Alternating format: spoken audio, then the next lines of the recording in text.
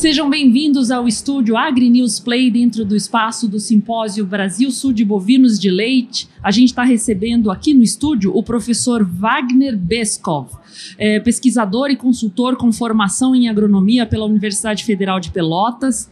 Ele tem mestrado e doutorado em manejo de sistemas pastoris pela Massey University na Nova Zelândia. Referência em leite a pasto, falou hoje aqui no Simpósio Brasil Sul sobre como ser eficiente na atividade leiteira. Seja muito bem-vindo, professor. Muito obrigado, um prazer. Nos acompanhando aqui o Clóvis Bassi, que é coordenador técnico da Campinas Nutrição Animal, foi mediador da palestra e vai nos trazer aqui algumas perguntas que não puderam ser feitas durante a palestra ainda. Seja bem-vindo, Clóvis. Obrigado. Professor, vamos lá. Quando você fala em ser eficiente na pecuária de leite, qual definição operacional você usa? E por que começar por aí evita decisões que só maquiam o resultado? Nós temos que pensar na eficiência como o resultado do uso dos recursos, né? Em economia, os recursos são dados como escassos. Na grande verdade, a maioria dos nossos recursos não são escassos, porque na agricultura nós trabalhamos com a fotossíntese, que depende do sol, e o sol de escasso não tem nada. Essa grande maravilha de trabalhar com a terra é que tu lida com um recurso que não é escasso. Claro que o fertilizante é escasso, a água às vezes é escassa, então mesmo ali tem preocupações. Mas toda a eficiência ela tem que passar pela produção que os recursos que tu tem em mãos te conferem. E os clássicos são a terra, o capital e o trabalho. Trabalho e terra não tem muito o que inventar. Agora, capital é tudo demais. Então, a eficiência da própria vaca é dentro desse compartimento chamado capital.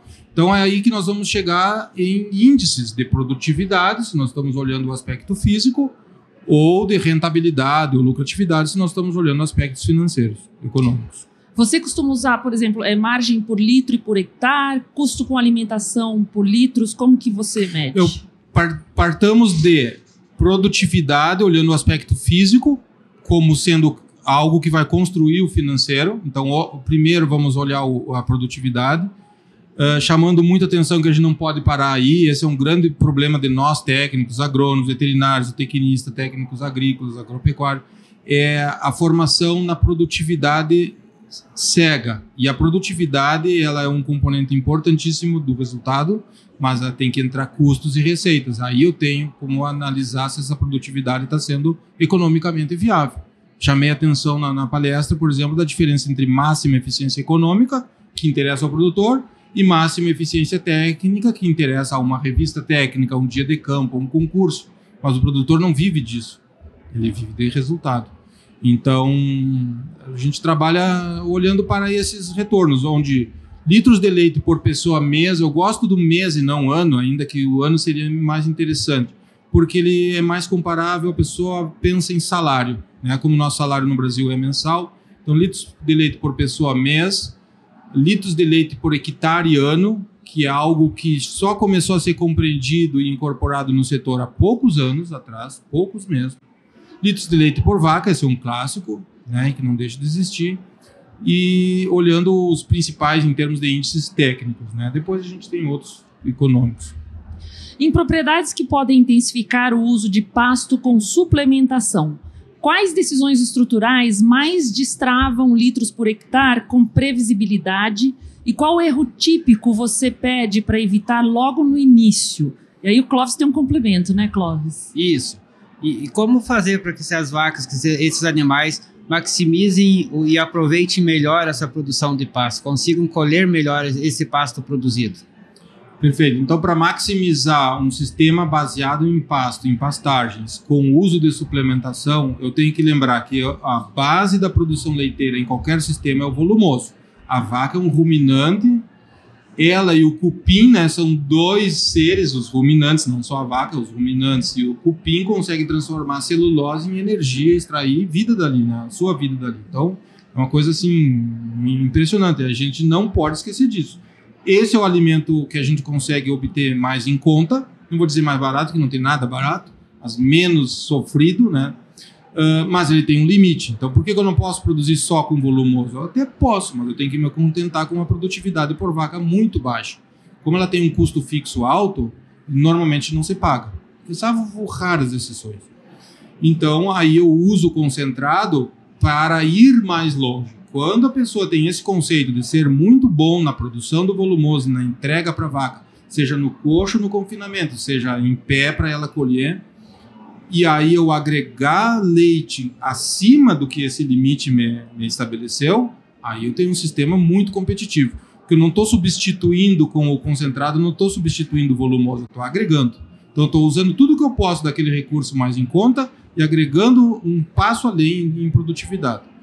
E o que eu me preocupo quando a gente está olhando para isso é consumo. O principal limitante para uma vaca produzir pouco, ou a principal explicação do porquê ela está produzindo pouco, porque as pessoas têm a ilusão de consumo, onde que na verdade muitas vezes se tem algo verde debaixo dos cascos das vacas, mas não pasto entrando na boca.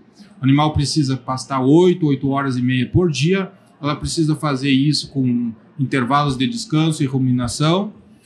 Aqui nessa região é muito quente, essa vaca vai ser limitada durante o dia, então ela tem que ter acesso a esses piquetes durante a noite para compensar o calor do dia, para poder manter esse consumo.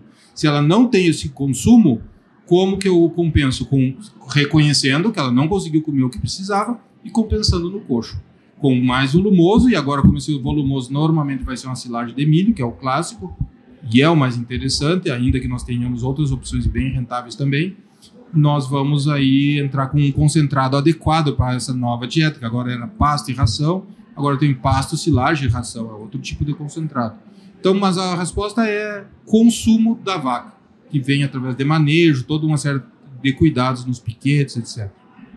Quais principais métricas de coleta fácil você recomenda acompanhar semanal ou mensalmente para saber se o sistema está nos trilhos e que faixas de referência dão um alerta precoce?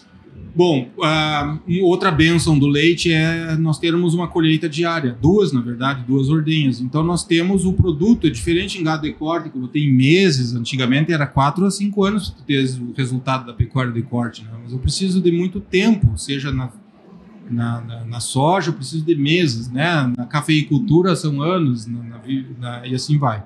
No leite é diário, o que tu faz 2, 3 dias atrás está mostrando o resultado hoje. Às vezes o que tu fez ontem já está mostrando hoje. Então a gente tem o primeiro indicador é leite. Então, se houve queda ou aumento, eu tenho que saber de onde veio e por quê. Quedas são normais em certas épocas, mas se eu estou esperando um aumento, tem algo errado. Então o primeiro indicador é a produção de leite. Mas no quesito que traz para os erros ou evitar erros, né, que vão impactar aquele consumo, eu recomendo em sistemas base pasto olhar para ponto de entrada da pastagem, até a gente desenvolver um sistema muito prático para o produtor olhar o pasto sem precisar medir a altura, com as folhas da pastagem dobrando para baixo, o pasto está no ponto certo para a planta e também para a vaca. E aí saber o resíduo normalmente é 28% dessa altura. Então, perdão, se eu respeitar aquilo ali, a vaca esteve em plenas condições de encher a boca durante todo o tempo, não passou fome, e eu deixei uma pastagem com resíduo suficiente para uma rápida rebrota. Isso aí, sozinho, seria assim, revolucionário em qualquer fazenda. É algo antigo, não tem nenhuma novidade, mas que se erra bastante. Aí, em sistemas de confinamento, eu tenho outras métricas, né? Olhando, inclusive, comportamento, ruminação, resíduos de alimento que foi deixado ou não no coxo, são indicadores importantes, mas aí são digamos assim, desafios mais amplos. Você já alertou os produtores para não contarem com preços momentaneamente altos? Que políticas de compra, venda e de estrutura de custo blindam a fazenda nos ciclos de preços? E como decidir travar ou segurar investimentos quando o mercado sobe? Sabe que sempre quando eu falo eu estou me ouvindo, né? Então eu fico com a impressão que eu sou a pessoa que mais falou sobre esse tema no Brasil. Eu juraria que sou. Mas sou chato mesmo com relação a esse. Eu ainda hoje falei novamente como é comum esse erro do produtor contar com preços altos. O leite é uma atividade de grande volatilidade. Então ele se emociona nos períodos de preços altos e se decepciona nos preços baixos. E a vida dele é feita pela média, né? O ano dele também. Então, não assumir compromissos financeiros quando o preço está acima da média. Pensa no preço médio, seria assim, hoje para um produtor médio a grande 43 centavos de dólar. Mais que isso, está inflacionado. E o pessoal também teve dúvida sobre remuneração, né, Clóvis? Isso. O pessoal pediu. A remuneração do produtor de leite por volume produzido gera distorções e ineficiências na cadeia do leite. Se sim, como corrigir isso? Das remunerações. E na não consideração dos sólidos, foi falado? Isso. Considerando o volume, não considerando os sólidos. Tá, então assim, eu não consideraria que não considerar os sólidos é uma injustiça. Porque nós temos que olhar o seguinte, vamos pensar bem. Se eu fosse produtor de leite, assim como eu sou prestador de serviço, eu tenho que pensar no meu cliente. O que ele quer? O mercado não sou eu que faço. Eu até posso ter alguma influência, mas o mercado de leite não é feito pelo produtor, e sim pelos consumidores. O que esse consumidor precisa, o que a indústria precisa acessar para entregar isso que o consumidor está disposto a pagar, e isso vai determinar a matéria-prima. Então, quem determina a matéria-prima e pagamento é a demanda, não é a oferta. Agora, olhando para o lado do produtor, não é justo realmente uma indústria pagar o mesmo valor por um leite com alto teor de sólidos e um leite com baixo teor de sólidos. Então, olhando para isso, eles têm custos diferentes de produção, tem toda uma história de genética por trás diferenciada e vão ganhar o mesmo preço. Então, assim, concordo nesse sentido. O que o produtor tem que fazer? Olhar para empresas que hoje estão valorizando, e algumas até bastante. Então, procurar alternativas de comercialização para o seu produto que valorizem esse aspecto que ele entenda que seja importante. A tendência é que a gente vai chegar a um momento que todas as empresas vão ter que valorizar sólidos. Mesmo aquelas que têm um componente de leite fluido no seu portfólio de produtos muito grande, por exemplo, ela produz muito leite UHT, ela não está tão preocupada, ainda que essa empresa ela vai usar pouco a parte dos sólidos para fazer cremes, manteiga, etc., né? Mas mesmo essa, ela vai ter que pagar por sólido, porque todas as demais que fazem queijo, leite em pó, iogurte, que são produtos de muitos sólidos, se elas pagarem melhor o produtor, elas vão ter os melhores fornecedores com elas. E os que ficarem são os produtores de água. Porque temos produtor com muito baixos sólidos, muito pouco sólido. Se a remuneração traz todos de bons sólidos para um grupo de empresa, aquelas empresas vão ficar com leite que, inclusive, não será leite. Pelo Ministério da Agricultura, o leite tem que ter 8,4 de extrato seco desengordurado, ou seja, é todos os sólidos sem contar a gordura. Se não bater 8,4, não pode entrar no laticínio. Então, essa empresa ela pode ter se forçada a pagar por sólido porque os outros pagaram. Então, eu prevejo que isso está aí na frente para esse produtor. Se a fazenda quiser dar um passo prático agora, quais compromissos operacionais você colocaria no quadro da equipe para melhorar a eficiência sem aumentar a complexidade? Primeiro, nós temos que tirar aquelas coisas que dão retrabalho, riscos ou sofrimento. Essas são as mais óbvias, mas muitas vezes não são feitas. Eu tive um produtor uma vez, cliente, que tinha dificuldade de permanência de mão de obra na fazenda dele. E ele, fazendo uma autoanálise, me colocou algo que eu achei bárbaro, né? Wagner, agora pensando bem, eu não trabalharia na minha propriedade. Então nós temos que resolver isso aqui antes de eu querer que alguém fique aqui, porque nós criamos muita complicação, as vacas têm que dar 1000 voltas para servir essa silagem, é um sacrifício. Então, o produtor que chega a esse nível de crítica, ele resolveu as coisas que mais realmente trazem dor, sofrimento e custo, né? E risco muitas vezes. Então, eu começaria por aí, pelo óbvio, mas às vezes ele não foi tratado. Então, eu começaria por essas questões que vão dar fluxo às vacas e às pessoas. A pessoa não tem que trabalhar curvada, nem com dor nas costas, né? Nada disso, isso tem que ser pensado, pensar na pessoa, pensar nas vacas, no fluxo das coisas e a partir daí ver pontos de risco e de contaminação do leite, é muito importante, a gente tem que ter atenção, nós somos produtores de um alimento nobre, desperdícios, que eles ocorrem bastante, mas inclusive em áreas que o produtor nem pensa, na própria pastagem, na própria lavoura, na própria colheita, não é só em energia elétrica ou detergente ou coisa do tipo, então e os desperdícios, mas nunca esquecendo que o que vai trazer resultado para o produtor não é uma preocupação obsessiva com reduzir custos, e sim de aumentar receita. Esse eu acho que um grande erro que a gente faz, a gente se esquece do potencial produtivo que aquela minha terra tem, que as minhas plantas têm, que a minha vaca tem, que as pessoas que trabalham comigo têm. Esqueço isso e fico... baixo a cabeça e vou brigar com detalhezinhos que não me trazem mais receita. Tá uma pequena margenzinha ali que traz mais sofrimento do que outra coisa. Ela tem que vir sim, mas depois, no seu devido momento, não à frente. É preciso ter sabedoria, mas a gente precisa olhar para frente, né? Olhar para cima, né? Senão a gente vai ficar com a cervical prejudicada, né, Clóvis? Clóvis, a sucessão familiar é um tema super importante, não só nesse setor, né? Isso. Hoje a sucessão familiar está sendo cada vez mais difícil e muitas vezes a gente não está mais vendo filhos e produtores permanecendo no campo. Professor, como fazer com que essas próximas gerações tenham interesse para se manter na propriedade e assumir a sucessão familiar? A primeira coisa que está na mão dos pais é que esse negócio gere resultados, tá? E que se crie uma cultura de que aquilo ali é bom, que os pais acreditem que ser um continuador daquele negócio seja algo bom e que gere orgulho, porque hoje o que a gente vê é o seguinte: parece que a única coisa boa na vida é que os filhos saiam para estudar e trabalhar com vaca, nas palavras de certos produtores, é ser escravo de vaca. Então, se eu digo, filho, vai estudar, trabalhar com vaca é ser escravo de vaca, eu não posso ter esperança que esse filho ou filha queiram ficar ali. Então, eu tenho que construir esse conceito. E eu não posso construir só com salivas. Então, desde pequenininho, eles têm que ver que aquilo ali é um prazer, que dá resultado, que gera renda, que está trazendo o sustento deles, né? Que dá para melhorar ainda mais, que eu acho que isso é uma perspectiva que desafia todos. Então, é a questão de postura. A relação pais e filhos, negócio dando lucro. Sem isso, qualquer outra coisa eu acho que perde a importância. A partir daí, a gente não entender que sucessão é necessariamente morte ou desaparecimento dos pais. Na nossa cultura, isso não era tratado. E a gente vê que os países mais desenvolvidos que equacionaram, por exemplo, Nova Zelândia. Na Nova Zelândia, as famílias são obrigadas a fazer um planejamento de sucessão, porque, do contrário, se ocorrer, nunca ocorre, mas se ocorrer dos pais vierem a faltar e isso não foi determinado, a família perde a terra.